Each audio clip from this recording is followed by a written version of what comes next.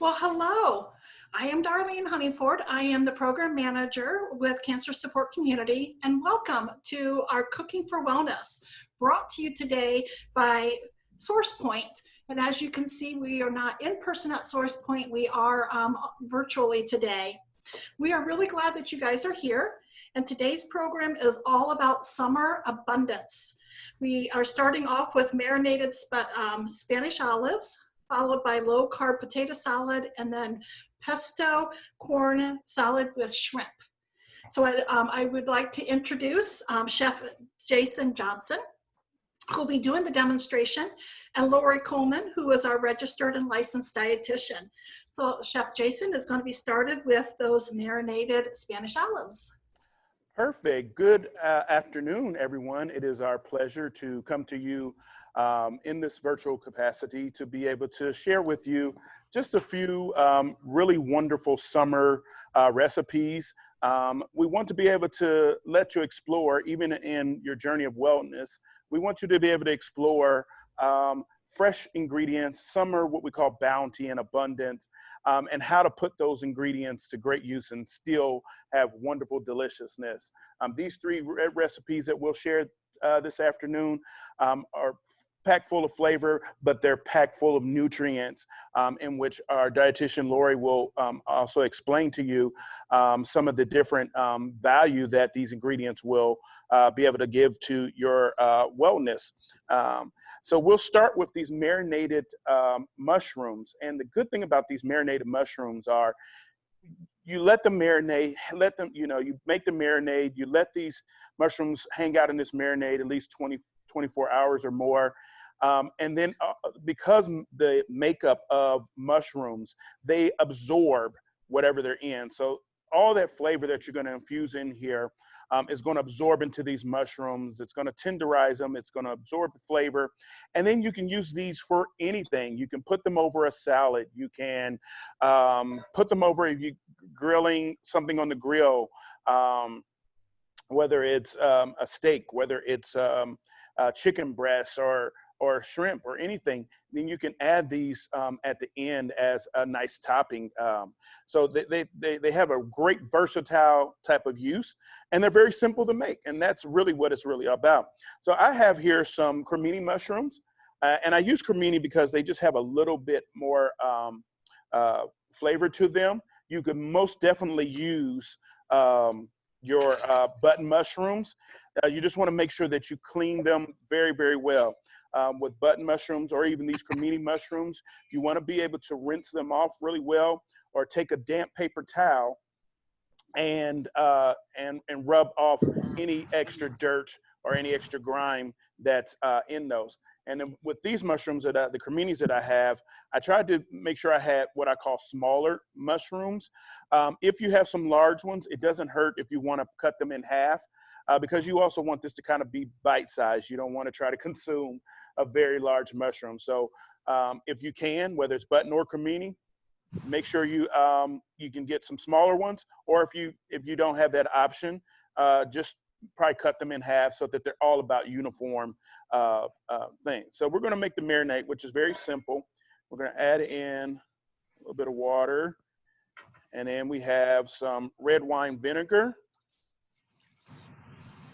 and then we have some nice, what I call herbs and things that's going to go with this. And you can switch this up if you don't have any of these. That's the good thing about a recipe. I always say try the recipe first, the way it is, so that you have a reference point on how the dish should go or how it should taste. And then from there, go explore, switch it up. As long as you've understood the foundation of that recipe, then you can switch it up. Maybe you want to add some tarragon, or maybe you want to add some chervil, or you're growing a garden out in your backyard and you want to use some of those fresh herbs.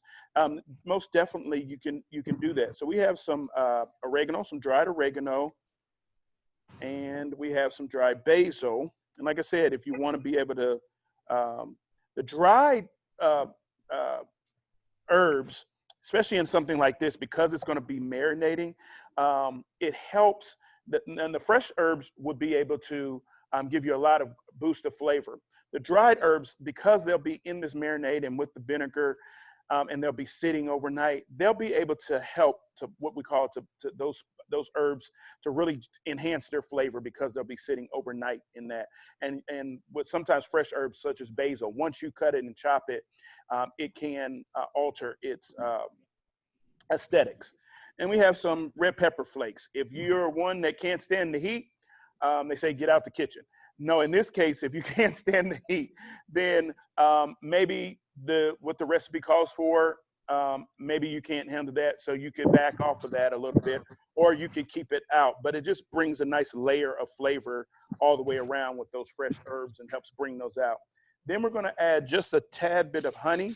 I'm using honey. The recipe does say sugar, but so that you're not able, don't have that granulated type of texture, and for a more natural type of dish, then we're just going to use a tad bit of honey. What that honey is going to do is going to help balance the acidity that is in the from the vinegar. So we're going to add a little bit of that sweetness just to balance. We're not trying to sweeten the dish. We're just trying to balance the flavor, overall flavor of it from the acidity of this. Chef Jason, if the recipe says calls for sugar, and we want to use honey, how much honey should we be using? So I think the recipe calls for, I think like a tablespoon or so of sugar. So if you're using honey, you would probably use half of that. Part of the reason I thought we would explore this mushroom dish, because we've talked about this before, the zinc and the selenium and how supportive they are to the immune system. When you couple the mushroom with those components, with basil and oregano specifically, you're kind of taking up the antibacterial agents, which, like just oregano itself, there's research that shows us that it fights staph infections. They have a lot of medicinal properties, both oregano and basil. And what I think is also interesting about both of those herbs is that they are calcium sources.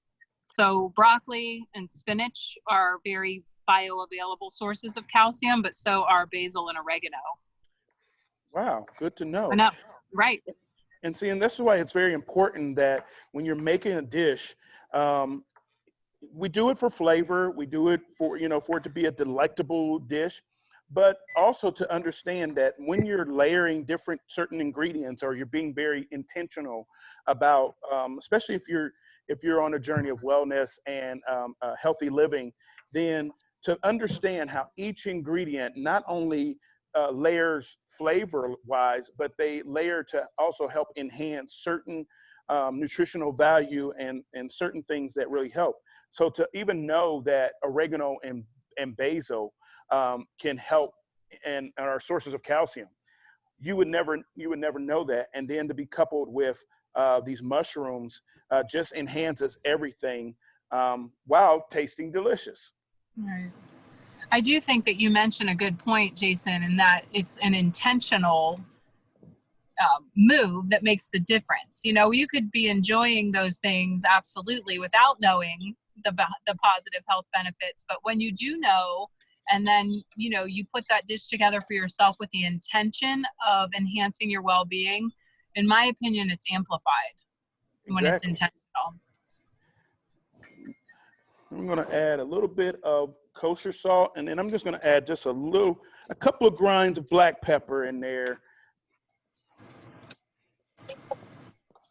And then we're just going to whisk that up, make sure everything's all nice and happy and merry in here. And if you didn't notice, I minced up some fresh garlic, or if you have some minced garlic there. And that's always a thing, because people always say, well, how much garlic? And even a recipe may call for, let's say, half a tablespoon of garlic or a teaspoon of garlic or whatever it is. But if you're a garlic lover, you may look at that and say, that's not enough garlic. So tweak it how you may. And Lori, garlic doesn't hurt at all. Now, don't get me wrong. If you're going to be in close proximity to people, maybe you're going on vacation, you might want to hold off on the garlic a little bit if you're in close proximity of people for any length of time.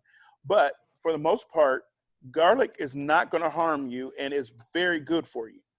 Yeah, lots of health benefits with garlic. So, like you said, if that's a flavor or part of a profile that you really like, you can certainly take that ingredient up to your particular desire. And that's the key in there is that you can tweak a recipe for your own desire, for your own benefit. So we've almost in a sense made a vinaigrette basically for our mushrooms, because then we added in some olive oil, and that's going to create basically almost like a vinaigrette for our mushrooms. So we have the vinegar, which is the acid. We have some nice what we call flavorings with the basil, the oregano, the garlic, and then we added the honey to balance out the acidity, and then we added in our olive oil. So it's almost, it's basically the recipe for a vinaigrette, and that's why I say this would be great topping for a salad.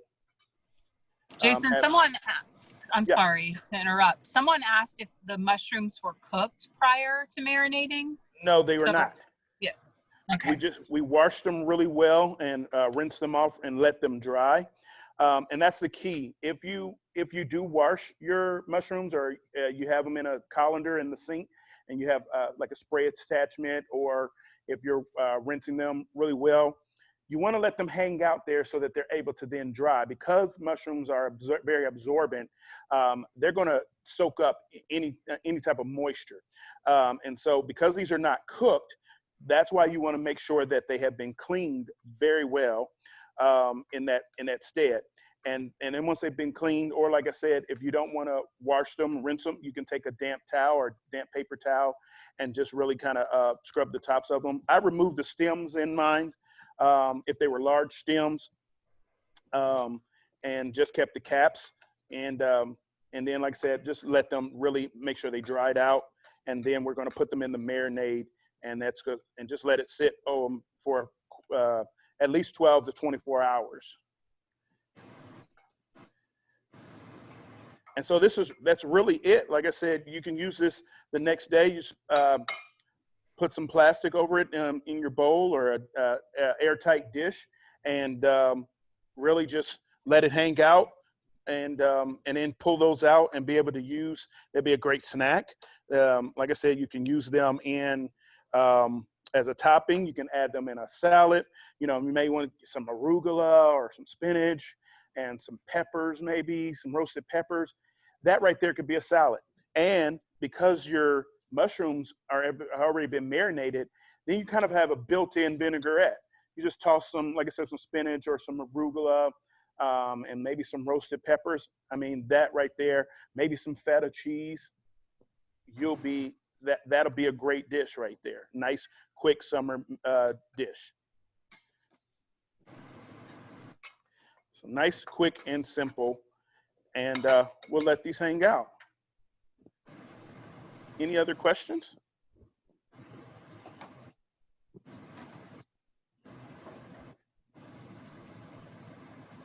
Very simple, but very nutritionally balanced, especially during the summertime. I love mushrooms, and you can put mushrooms on almost anything. So definitely try that recipe out and see how you can not only benefit from it, but then how you can change it up and make it versatile for whatever you want for your summer fun and your summer eating. Now, this next recipe is what I would say. Now, first off, everyone may be like, wow, okay. But it is what we call a cauliflower, quote unquote, potato salad. So for those who are trying to watch carbs and those who are really trying to cut down on that type of intake, this is just a nice variation to a traditional, what I call summer dish. If I was to think about even in my family, there's no gathering or no family event we had without my aunt's potato salad. Matter of fact, in my family, she was the only one allowed to make the potato salad. Nobody else was allowed to touch making this potato salad. other than her daughter. Her daughter knew the recipe and she made it. And unfortunately, when she passed a few years ago, and then my cousin, her daughter passed earlier this year. Now we have no one to make a potato salad in our family, even though all of us may know how. But this is a great change up and a great variation to what I call a classic summer dish, an American classic dish that you'll see at most picnics and barbecues and so forth and so on. But this is just a little healthier way to be able to do it if you're trying to cut out those carbs, or if you're trying to cut out potatoes and so forth and so on. So it's really good, and it's still going to have that same flavor profile. And I think that's the misconception when you're trying to eat healthier, or you're trying to change up of what you're used to, is that it's not going to taste the same. Well, this has all those same components as your traditional. We just changed out potatoes for cauliflower, and it's going to still give you that, in a sense, that same texture also. So we did choose cauliflower intentionally. Cauliflower is high in fiber, B vitamins, but it's also high in phytonutrients that protect against cancer. And obviously, we believe that's very important. So I'm not trying to say that potatoes are a bad food. They're not. They absolutely have nutritional value. This cauliflower is just a little less calorically dense in regards to carbohydrates. So if that is an objective, then this works. Exactly. So you might not have noticed, so the recipe calls for, of course, boiling the cauliflower to its tender. But first of all, the first key is to, if you're going to mimic potato salad, then you definitely don't want to have large florets of cauliflower. So you want to make sure that they are all cut down reasonably small, to mimic, small diced potatoes. And I don't know if you can see. So I've cut these down to about a ½ inch or so, small florets, and make sure that they're all uniform. And then I also made sure that I cut as much off of the stalks of the florets, so that you're really able to have just really nice bite sizes of cauliflower. Now you can get you a pot of boiling water, salted boiling water on the stove, and stick these florets after you've chopped them up. But that may, in the summertime, you may not want to turn on your stove or your oven. And that may take up a little bit of extra time. So all I did was take a microwave safe bowl and some water and stuck it in there for a couple of minutes, and then drain these really well. Just because all you're doing is you don't want them to become soggy. You don't want them to become totally soft, because you still, just like a potato, you still want a little what I call bite to it. Just a little texture to that. So just a few minutes. And then the key is to put it in a colander in the sink and make sure you've drained off any excess liquid. Just let it hang out there for a second also, because that's going to make sure that, because just like the mushrooms, cauliflower, broccoli, or so forth and so on, they're very absorbent. So you want to make sure that you put it over a colander to drain out any moisture, extra moisture. And what I would call, if there's any steam that's been created, you also want to do that, because it becomes what we call waterlogged. And so it changes the texture, and because we're adding some other things to it, it won't allow them to be what we call absorbent. And so now I would recommend that even if you put it over the sink and let the moisture drain out, still keep it a little bit warm.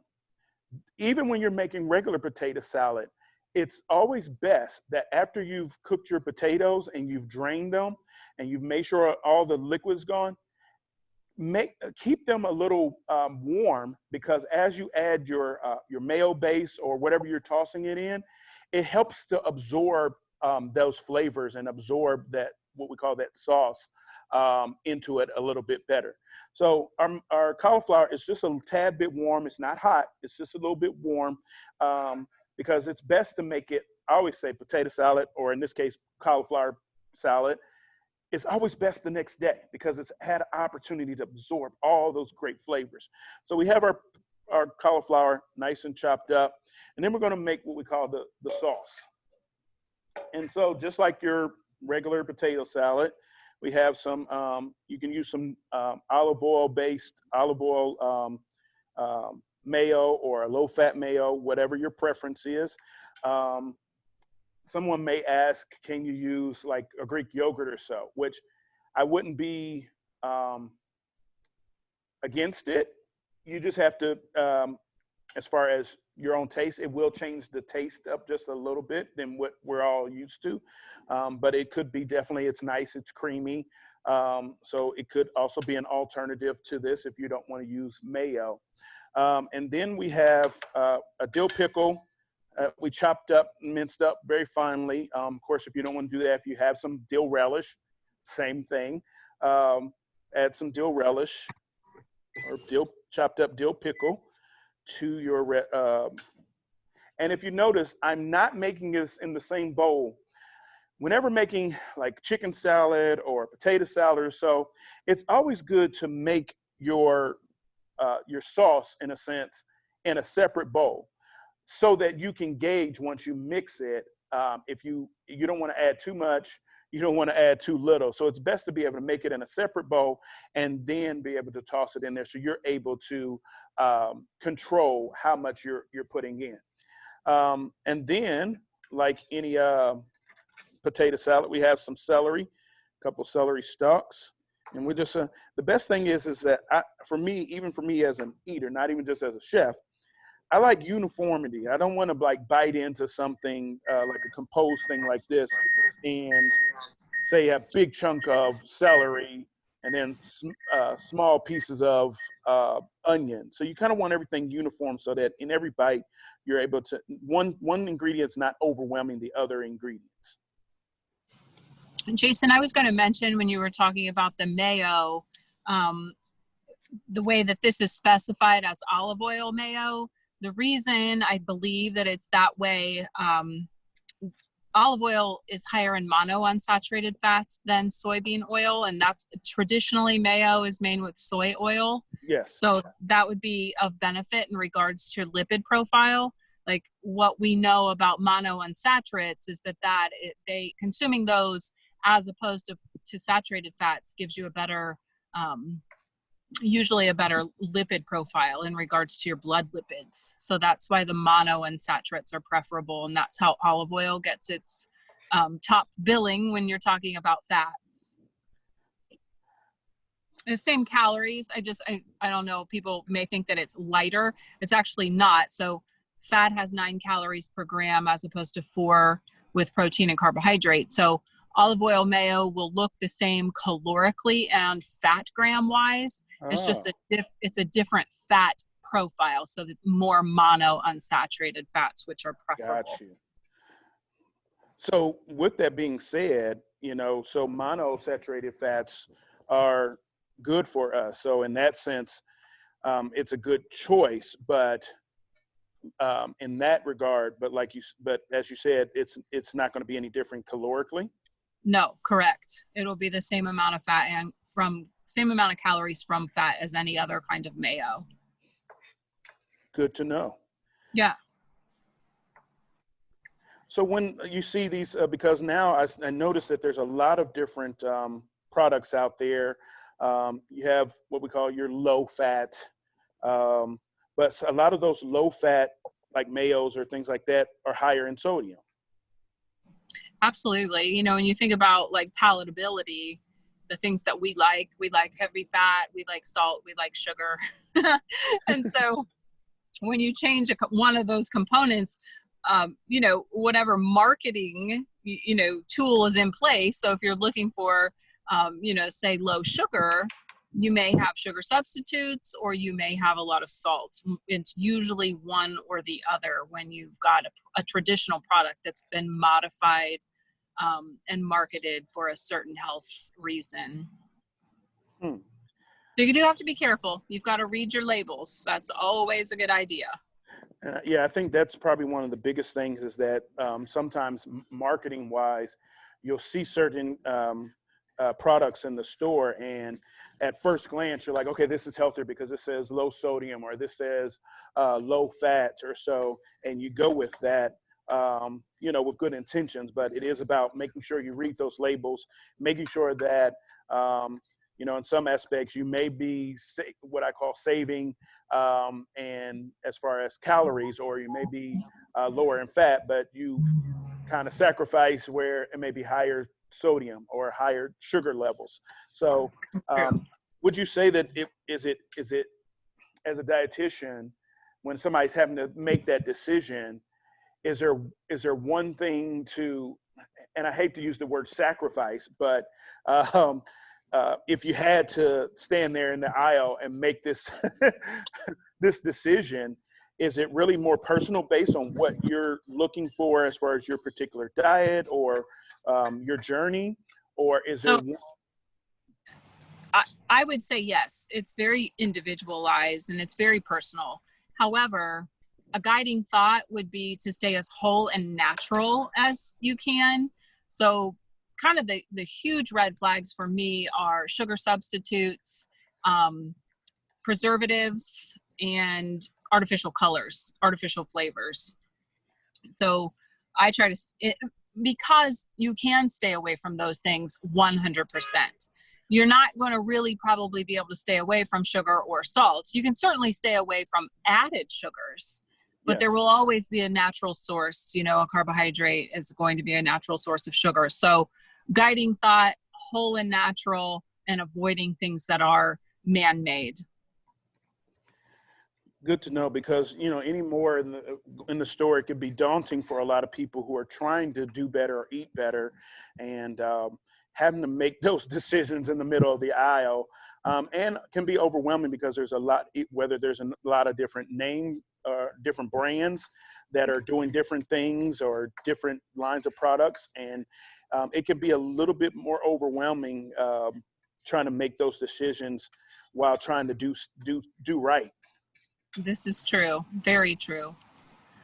So all I've done and added to this now, I had my mayo, chopped up some red onion, some celery. We added in the dill relish, or the chopped up dill pickle, a little bit of the juices from that. Then we added in a little bit of mustard. Now, the recipe called for yellow mustard or whatever mustard you have on hand. Like, if you want a little kick to this, you want to add a little spicy brown mustard or a little Dijon mustard, you can definitely do that. You don't have to be tied into yellow mustard. I added some Dijon mustard in here. I think it'll just meld together with all the great flavors. And then we added in some fresh dill.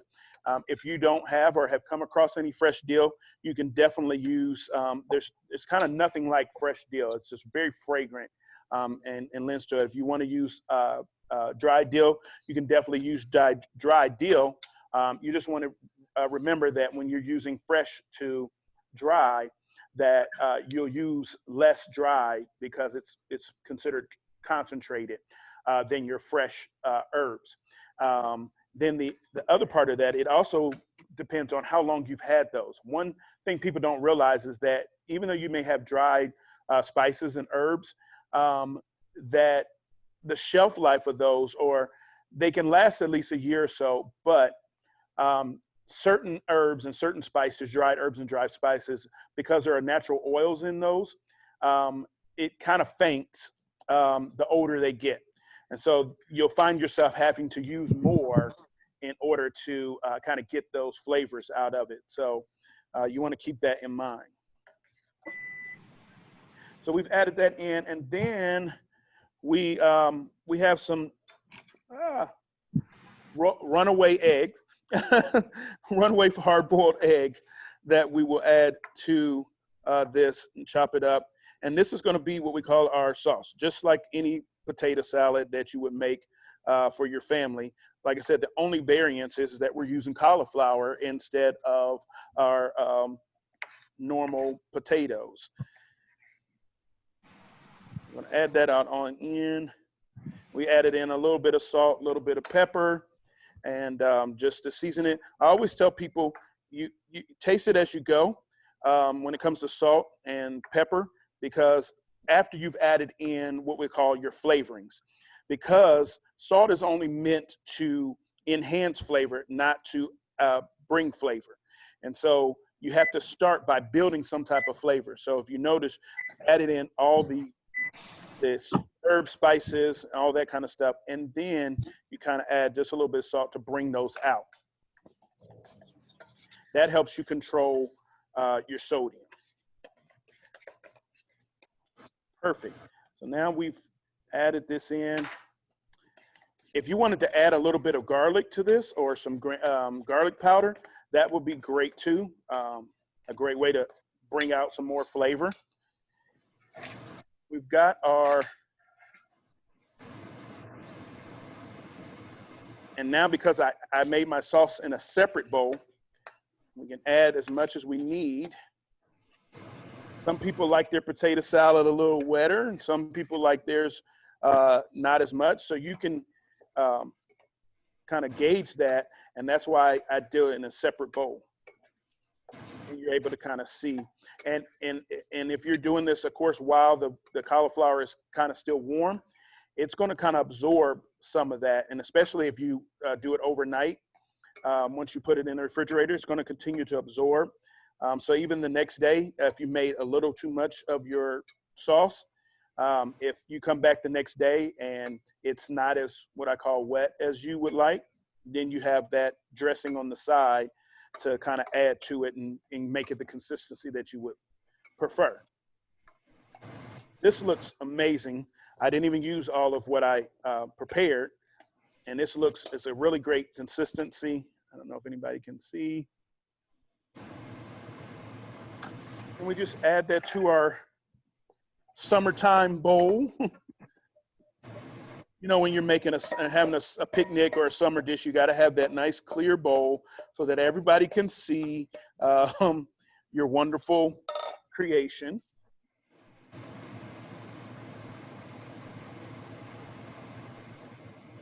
And then from here, you can dress it up however you would like. Most of the time when you go to a picnic or so, you see it dressed up with with paprika. But if you were living in my Bob Ross world, I'm going to have some smoked paprika that I'm going to add to it. And then you could put a couple slices of egg right on top. It's not mandatory. It's just about garnish and making the food not only taste good, but you want it to look good.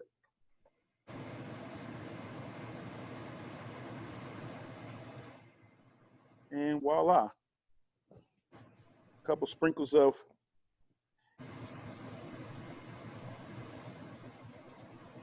and well, there you go. Jason, Yes. if you don't use all of that sauce and you have the celery and all those things in that sauce, what could you use that sauce for? Well, You don't want to throw it out because you've got all those wonderful you ingredients. definitely won't want to throw it out. So you can either make another batch, but that really is up to you at that point. I can't think of anything right off the top of my head because it has the celery and the onions. Now, if you didn't have the egg in there, you could use that sauce and make like a chicken salad. If you Add tuna and macaroni and mix it. You can add some tuna, and then you have instant tuna salad or macaroni salad.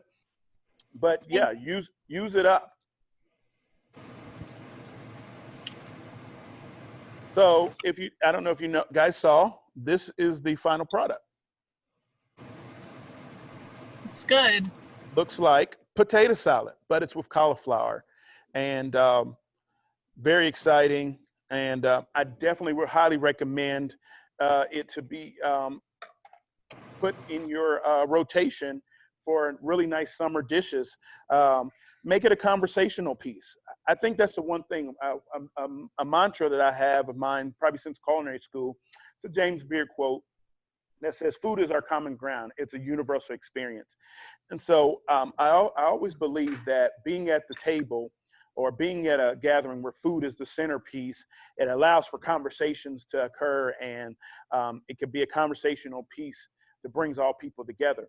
I think that stands true with everything that's going on in our world right now. Food is that thing that brings all people together. So you have something like this, you have a small summer gathering, still practicing social distancing, but if you have a small intimate gathering, you have something like, it helps to have a really nice conversation around it, because if you're on your journey of wellness, it's always good to share that with other people, and you never know who you may inspire in the same sense, because sometimes people just don't know, or just at first thought when it comes to healthier eating or healthier foods. But when you prepare things like this and you're able to positively encourage people, then you create a support group of the other people who are able to help you on your journey while you're helping somebody else by introducing them some really great fresh recipes. Any other questions?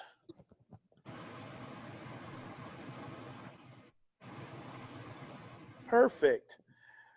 So those two were really, really wonderful summer. Now, this next recipe is one of my favorite types of recipes for the summer, because summertime, and the one thing about what I call summer bounty and summer produce is that when you go to your local grocery store or your local farmer's market, this is the time of year, and seasonal produce is a great thing that you always want to look forward to, whether it's winter, whether it's fall, whether it's spring, whether it's summer.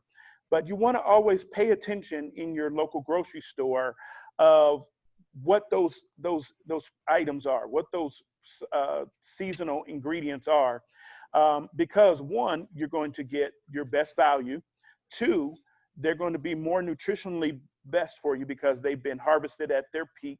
And then three, their flavors are going to be really great because they are in season. So anybody knows the summertime, probably your top ingredients in the summer, you're going to see an abundance of corn, and you're going to see an abundance of tomatoes, heirloom tomatoes, all kinds of tomatoes. They're at their peak. They're flavorful. They're really good. So this dish combines those two things, and then basil. So even your herbs. I'm actually creating. I got some large pots a couple of weeks ago, and I started planting some things in my backyard in some large pots. And matter of fact, I call them my little babies. I checked on some of my little babies this morning before I left the house. And one, I had to make sure they survived the terrible storm and tornado warnings last night. And they're growing beautiful. I've probably only had them not even a month. I'm growing some basil, some thyme, some German oregano. I'm growing some different peppers, and they're coming along really, really nice. And so this is a good time to be able to use those. And I even took a green onion and that I had cut the ends off of while using it, and I planted the end of that green onion, the white part. Don't throw that away. I planted that in with my other herbs that I have in my pot, and that thing has grown tremendously. And you'll cut the green part off again, and guess what? It'll continue to grow again. So helpful hint. Don't throw the ends of your green onions away if you're using them. Plant them. Anyway, corn, really great time, especially at farmers markets, your local grocery store. You're going to get them. One, you're going to get a great deal on them. But two, they're going to be great in flavor. When picking some fresh corn, though, you know, you see those bins at the grocery store, and it's like 5 for $2, and everybody's, you know, going through them. The best way to pick them is, one, you want to make sure that the leaves of the husk have not been damaged. You want to make sure that the top is tightly closed, that has not been kind of open or anything like that. You want to make sure that the tops are kind of tightly closed to make sure that they have been unbothered and the kernels inside have been unbothered. Now, I know one of the biggest things is that people hate the silk that's in thing. I'm going to give you a quick trick when it comes to corn and how to dehusk it. Now, this recipe calls for you to, you know, you can use frozen corn, but this is summertime. Why not use some nice fresh corn off the cob? And the good thing about this is that it's very versatile in the sense that, yes, you can boil the corn, but it'd be great on the grill. Grill the corn, even on the cob, and get that nice char. That's building flavor. and then you cut the kernels off of that and have some really great great dish. So what I've done, well, Lori, because this is summertime and corn, now a lot of people are like, well, corn is a starch. Corn is a starch. It can be good for you. True, very true.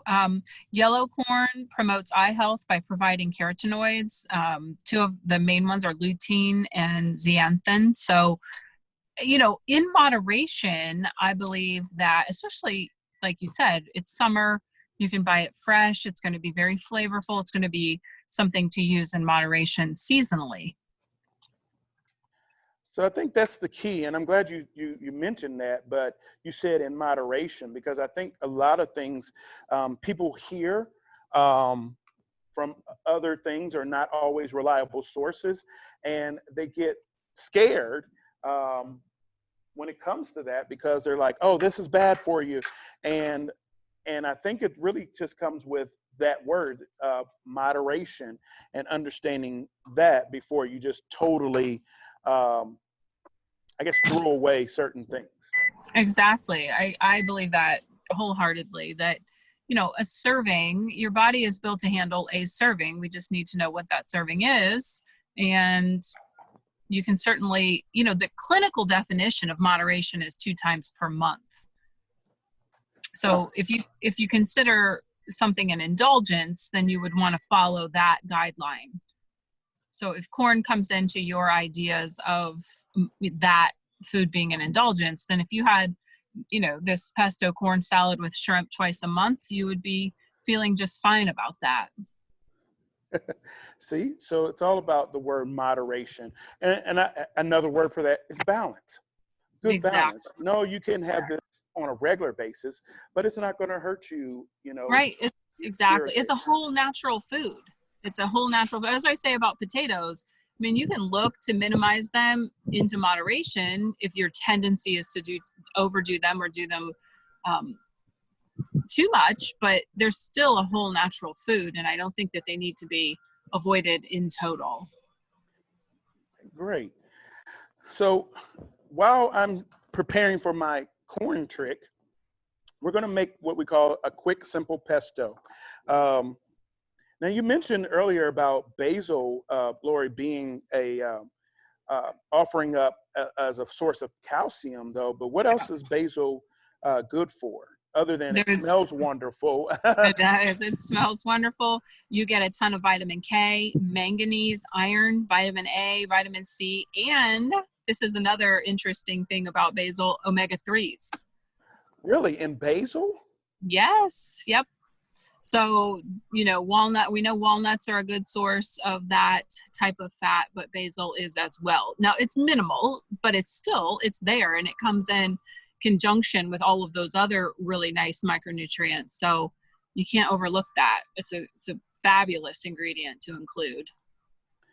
So we're making what I call a simple basil pesto. This is not a true pesto because we don't have any pine nuts or walnuts or anything like that in here. We don't have any Parmesan in here or any lemon juice. We don't have any of those components for a true pesto. This is just what I call a quick and simple pesto that's going to bring some really great flavor to this dish.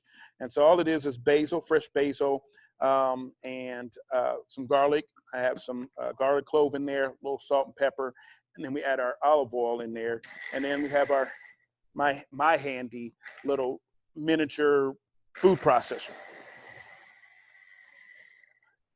I'm just going to add a little bit of more oil.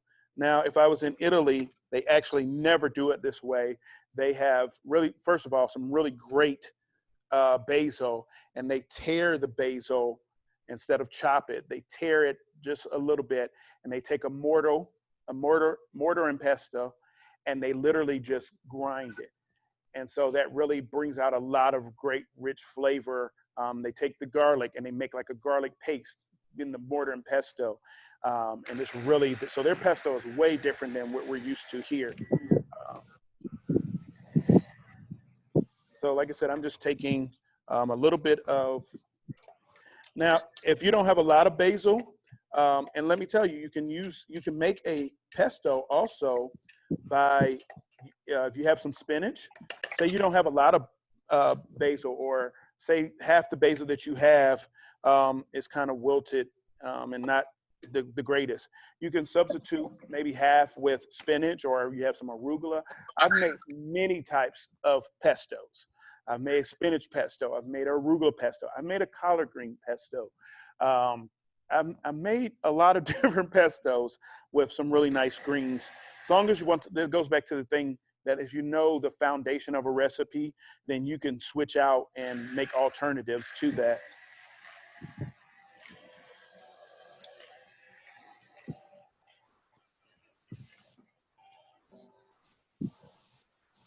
Now, pesto is not supposed to be like a puree. You want those nice pieces in there. And so I'm not like pureeing this to a pulp, to like a smooth sauce.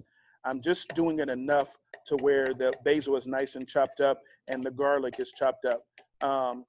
You can really get some nice texture in there. Like I said, even a traditional pesto has that nice texture. So we've done that. We have our pesto, and we'll sit that to the side because that's going to toss with our salad and our shrimp. Now, that's right in time for my corn trick. So you say, what's the trick with the corn? Exhibit A, I have my corn, which I put in they're still in the husk, and I stuck it in the microwave for 3 to 4 minutes or so.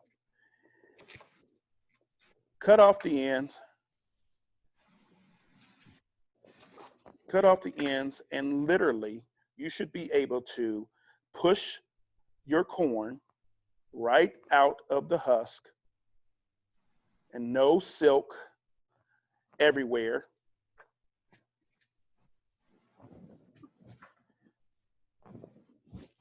And clean corn cob. So it's an easy way to get that out of the husk and not have that drastic, that husk everywhere. I mean, the nuisance sometimes of the silk that gets all over the kitchen and everywhere. And so that's all we do. And we just push that through, and you should have no problems from there with your corn. So that's just a quick, easy way.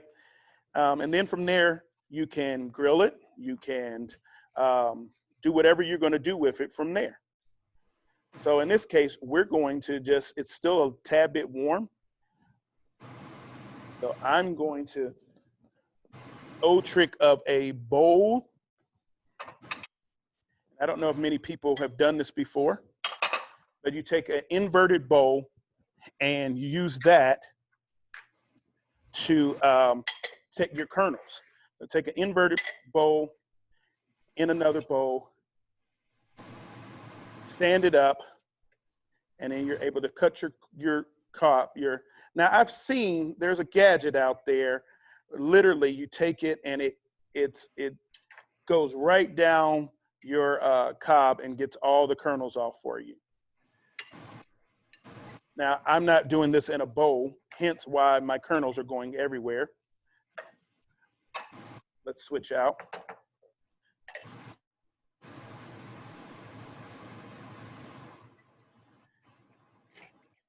But this is an easier way to capture all your kernels and make sure that they all fall down.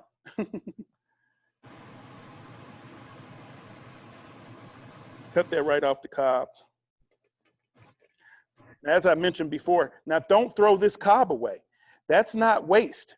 You take that cob and you put it in some water, some cold water with some celery and onions, and let that just cook. It's going to, what I call, cook the milk, the corn milk out of it.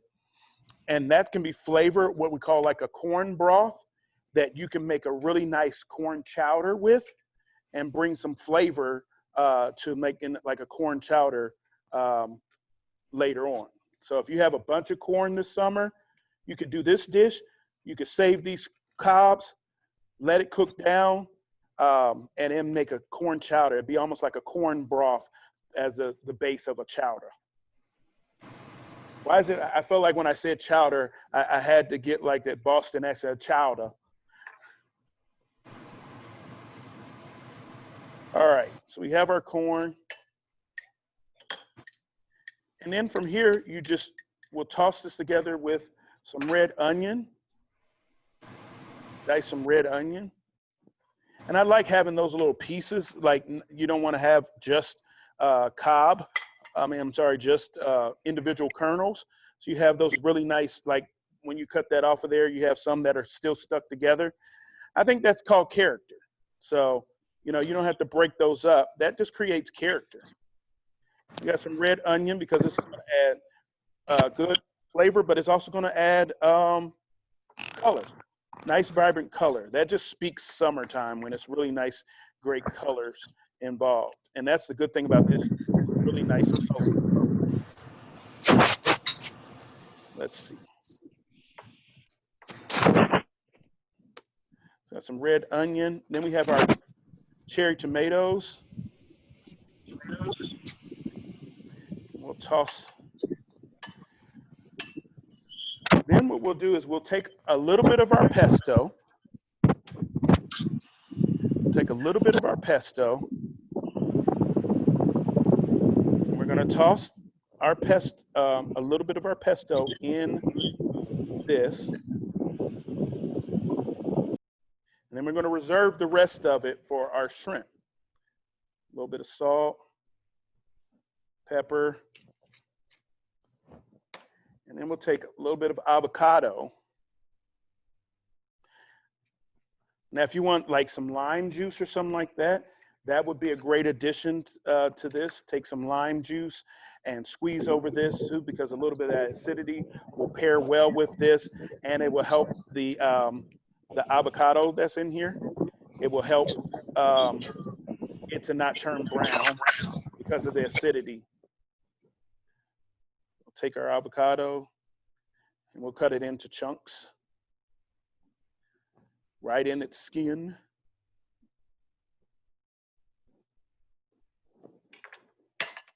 And so, Laura, you have the corn, you have the tomatoes, this basil, and then adding avocado, which is what we consider a healthy fat.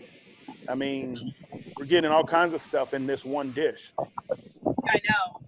It is one of my favorites, actually. The avocado, we've talked about, high in fiber, high in monounsaturated fat. Again, another good source of that healthy fat, plus folate and vitamin K. We're going to add tomatoes too, so another source of fiber and choline, vitamin C, K, supporting your heart health with the lycopene, all kinds of good stuff.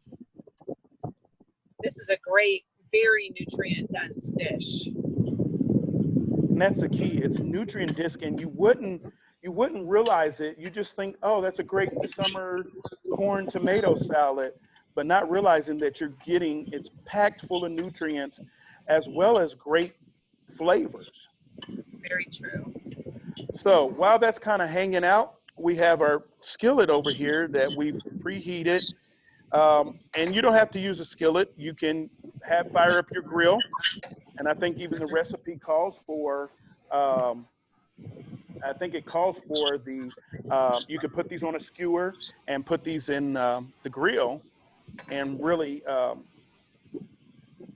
and have some real nice character and really have that summertime fun. So we've tossed our shrimp with the remaining pesto, because that's going to be like the marinade, and that's going to infuse the shrimp with flavor. Like I said, if you want like a little bit of lime juice, that will also help. And then we're just going to sear those off, or like I said, you can put them on a skewer and put them on the grill. When cooking shrimp, the key is, first and foremost, most seafood, shrimp, fish, anything like that, is that when you get them, you want to make sure that you dry them off really well. That's the key one, getting a good sear on them and them cooking properly, is that you want to make sure that you have taken like a paper towel or a towel, and that you have really make sure any moisture is off of them. So you want to blot out any moisture that could be on the particular seafood, because then when you put it in a hot pan, and then the other thing is make sure your seafood is about room, because that will prevent a lot of sticking. A lot of times people, like when they're making salmon or even their shrimp, they're like, it sticks too much to the pan. And it's not always the pan. Sometimes it's the cooking method that allows that to not stick as much. And so part of that is making sure that you've dried off any extra moisture on the outside of it, and that you've made sure it's come up to about room temperature, so that once you introduce that protein to a hot pan or a hot grill, then it doesn't stick, because it doesn't take time. It doesn't have to take as much time for the temperature change. So I want to get a good sear on these. Now, shrimp don't take long at all. It's literally about a minute or so. Once it starts turning from opaque to, or like a clear translucent to a pink color, you want to make sure you're able to turn them. They got a nice little golden brownness to them. But once you turn it over, you only got about a minute on the other side. And literally, they don't take long. Even if you're putting them on the grill, they won't take long at all, even on the grill. So you don't want to, they're not a set it and forget it kind of thing. And the way I would serve this, I had a nice platter. Let's have some summer fun.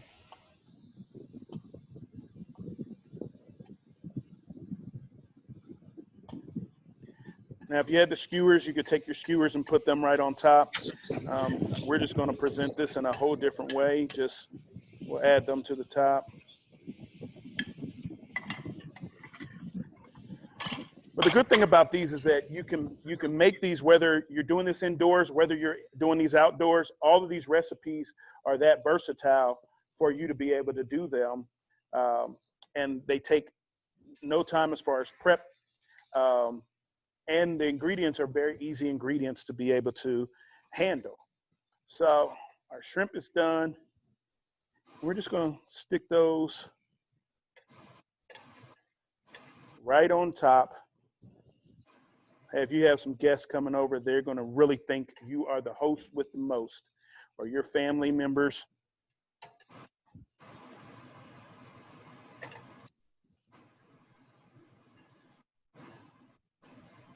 And then that's really it. This was quick. It was easy. Like I said, we saved a lot of time by and a lot of headache and frustration. I don't know. Maybe I'm the only one that feels that frustration with corn. That's why that trick comes about and makes it a lot easier. And then we'll take a little bit of the basil. I have a leaf left here, and we'll chiffonade it. I love the word chiffonade, but thin strips. It's really what chiffonade means. And we'll cut some chiffonades and to garnish this as a whole.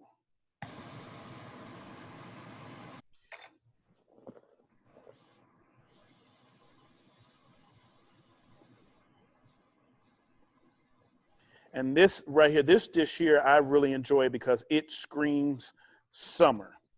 Avocado, the corn, the tomatoes.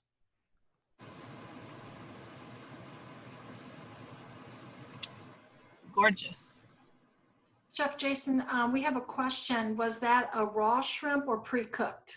That is raw shrimp. I always I say that I recommend you probably never use cooked shrimp except for if you're having shrimp cocktail. And then, now you could probably use cooked shrimp with this because it is what I would call a cold dish. and just toss it in the pesto. But there's something about when you take a raw shrimp and you're able to cook it and then toss it in something like even the pesto, it takes in that flavor more. If you use a cooked shrimp and even toss it in the pesto, it's not going to absorb the flavor that pesto can give to that shrimp. And so there'll still be kind of a disconnect when it comes to as far as flavor wise. Now, if that's all you have, then yes, you can definitely do that.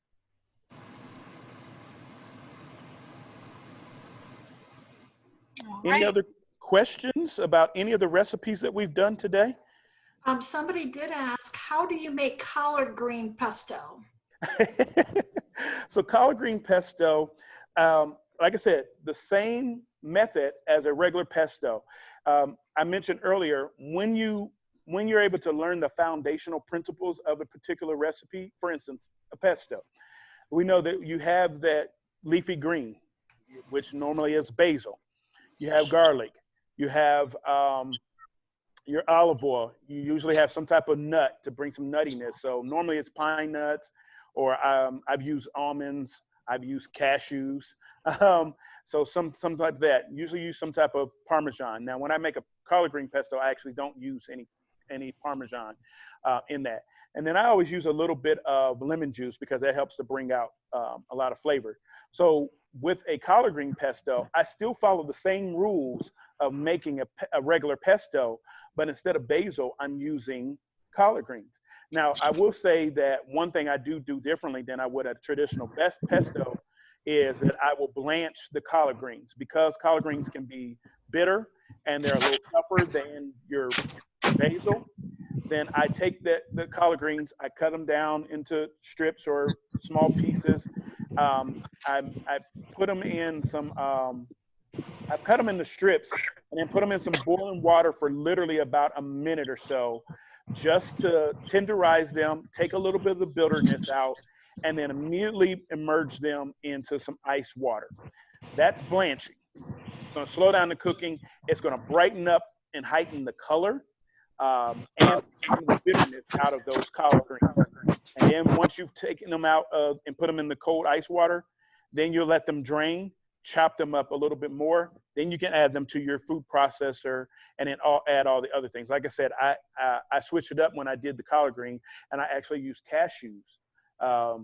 So I did collard greens, cashews, garlic, and you can add maybe a little bit of minced shallot or small minced red onion in there. And then you just let it whirl, salt and pepper and so forth and so on. And you have a collard green pesto. Another question in regards to the pesto corn salad with shrimp. Can you use squid or even octopus instead of shrimp? So like calamari? Yes. Yes, you can use any seafood. You could use salmon on this. You could use any seafood you would like. Like I said, once you understand the foundation, you can switch it out to whatever your preference is at that point. So you may not have shrimp or like shrimp. So if you have some calamari, same principle. Like I said, with any seafood especially, make sure you've dried it real well. Even if you want to dry it real well, toss it in what I call some cornstarch. And if you want to sear that off, that's going to get you a really nice, what we call outer crunch to it, without like add flour and all those type of things, adding calories and stuff. And you can still kind of sear those off, or you can grill those, like some calamari, you can grill those. The thing about calamari is they can get tough real quick. So they don't take long either. Just like shrimp, they don't take long either if you're grilling or cooking them, because they will get tough. But like I said, salmon would be great with this, or like some mahi-mahi would be great with this too. And then another question going back to growing herbs. Have you tried to grow cilantro? So me and cilantro evidently have a love-hate relationship, because in my pots, I've actually I had cilantro in there with everything else. Everything else is flourishing and growing, and my cilantro has not made it. And then I dug up I got some more, planted it, it didn't make it. So me and cilantro just not going to do good this time around. And I have to figure out what I'm either missing or doing differently. I'm not an expert at cilantro growing. We do have a very large organic garden. Cilantro, what I've learned, and maybe there's some way to do it differently than we have, but it seems it will tend to go to seed after about 3 weeks. So you basically have to do succession planting.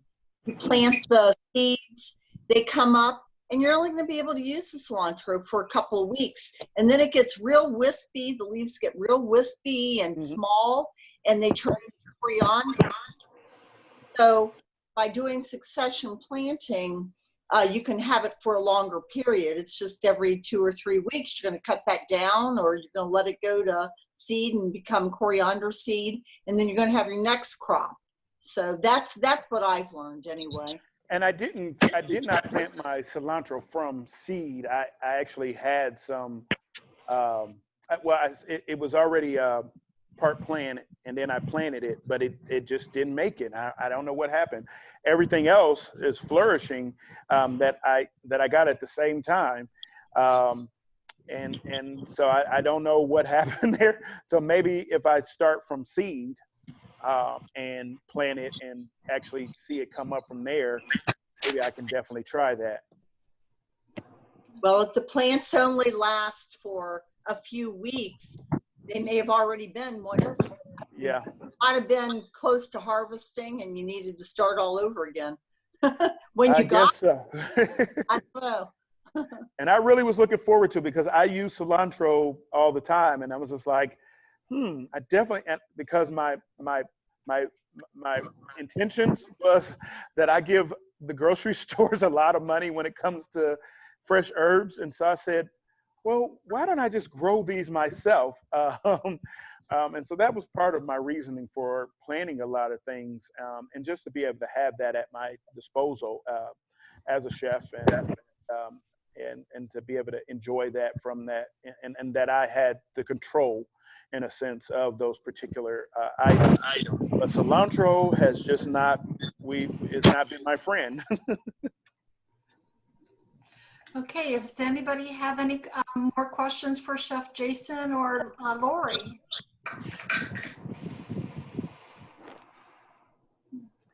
Definitely appreciate everyone tuning in today, and I hope you learned some great information as far as especially the nutritional values. Really great. I did, and understanding about the oregano and basil, and understanding even with basil having properties of omega-3s and calcium.